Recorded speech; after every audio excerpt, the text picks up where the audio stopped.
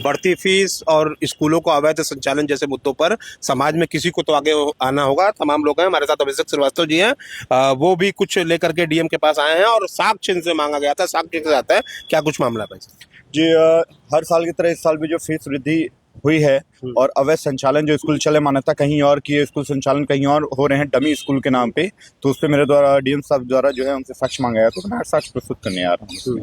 तो कहाँ के स्कूल ऐसे आए हैं इसमें? जैसे क्या पहला स्कूल तो आपका ओग्रो चिल्ड्रंस अकेडमी है, जिसकी मान्यता आपके बच्चाओं की है, लेकिन वो संचालन बच्चाओं में भी कर रहा है और कमच्छा पे भी चल रहा है। उसकी कमच्छा में तो बहुत पुराना है। कमच्छा पुराना है, लेकिन बच्चाओं वाला उससे ज्यादा रजिस्ट्रेशन बच्चाओं के नाम पे है।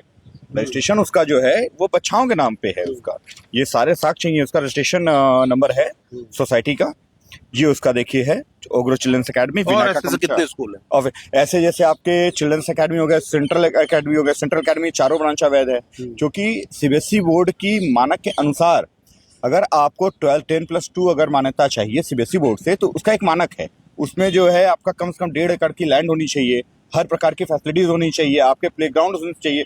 लेकिन सिटी में जितने भी स्कूल चल रहे हैं शहर के अंदर, कोई भी आपके 1.5 एकड़ की लैंड नहीं है, कोई भी सीबीएसई बोर्ड के मानक के अनुसार नहीं है। सबकी मान्यता अगर आप खंगालेंगे तो मान्यता कितने स्कूल अवैध हैं? कितने? अरे मुझे लगता है कि 80 से 90% स्कूल अवैध है बनारस में। बनारस पेनाल्टी कार्रवाई कुछ? सर पेनाल्टी लगती है, ये साफ कहते हैं कि ऐसा है कि मैं सरकार के किसी नियम को नहीं मानता हूँ। ये हर साल फीस वृद्धि कर दे रहे हैं, किस आधार पर? अवैध स्कूल संचालन भी कर रहे हैं, फीस वृद्धि भी कर रहे हैं। हाँ, और उसके बाद जो है जो पेनाल्टी लग रही है वो भी नहीं जमा कर रहे हैं। 41 लाख की पेनाल्टी 2024 की लगी है, वो आज तक नहीं जमा हुई है।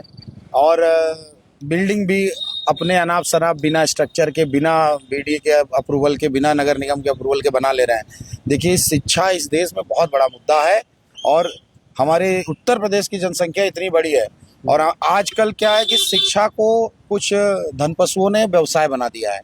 देखिए, शिक्षा जो है शिक्षक का एक मूल रूप होता है। खुलेआम ये सब कैसे चल रहा है? खुलेआम चल रहा है क्योंकि जनसंख्या कोई आगे नहीं आ रहा है बताने के लिए। समाज कैसे आएगा? जैसे अब हम अगर समझिए गांव में रह रहे हैं, मेरा बच्चा प्राइमरी स्कूल में पढ़ रहा है, सरकार सारी सुविधाएं दे रही है, लेकिन हम स्टेटस ऑफ सिंबल बना करके हम शहर में आकर के रह रहे हैं, रिक्शे चला रहे हैं, लेकिन बच्चे को पढ़ाने के लिए हम चिल्ड्रंस अकेडमी फलाना जयपुरिया और ये फलाना स्कूलों में हम डाल रहे हैं, जहां मोटी फीस वसूली जा रही है।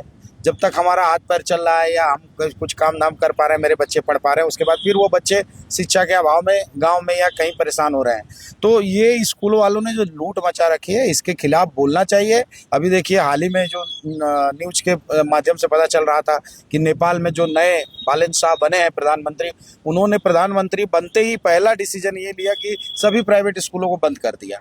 ऐसी ही कुछ दृढ़तापूर्व निर्णय जो है यहाँ की सरकार को लेना होगा, नहीं तो ये स्कूल इंजीनियरिंग कॉलेज के बराबर की फीसें हैं बनारस में, कई ऐसे स्कूल। बिल्कुल, आप समझिए, आप इंजीनियरिंग कॉलेज का आप कर रहे हैं, इंजीनियरिंग कर रहे हैं, उतनी की क्लास LKG UKG से लेकर क्लास 8th तक की जो है। और सबसे बड़ा मुद्दा ये है कि ये कहते हैं कि किताब भी आप हमारे यहाँ से लीजिए, कॉपी हमारे यहाँ से लीजिए, प्रिंटेड कॉपी देते हैं ये अपने यहाँ से।